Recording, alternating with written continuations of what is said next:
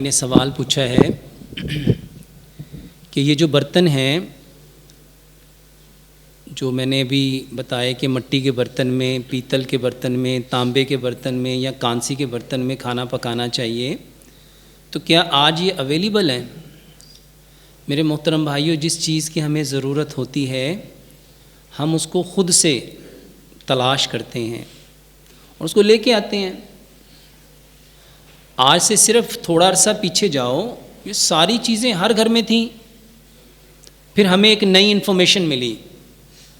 وہ انفارمیشن کیا تھی کہ یہ برتن بہت ہلکے پھلکے ہیں، آپ کی صحت کے لیے بہت اچھے ہیں، دھونے میں بہت آسانی کے ساتھ دھل جاتے ہیں، واشیبل ہیں، جلدی ٹوٹتے بھی نہیں۔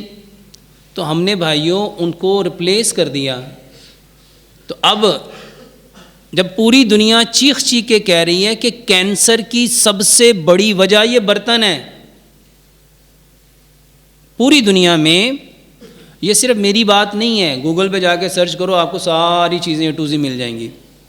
پوری دنیا وویلا کر رہی ہے، اور بڑے بڑے ایسے ڈاکٹر جن کا اسلام کے ساتھ دور کا بھی تعلق نہیں ہے، وہ کہتے ہیں کہ دنیا میں سب سے بہترین برتن جس میں کھانا پکتا ہے وہ مٹی ہے۔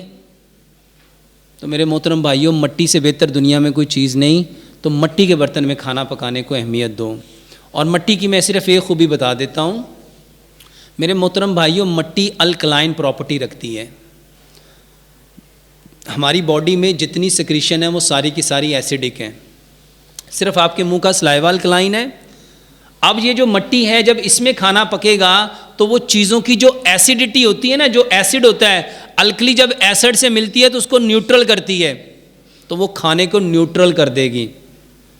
تو میرے محترم بھائیوں، جو کھانا مٹی کے برتن میں پکتا ہے وہ نہ صرف پکتا ہے بلکہ وہ نیوٹرل ہو جاتا ہے، اور آپ کی صحت کے لیے سب سے زیادہ مفید وہی ہے۔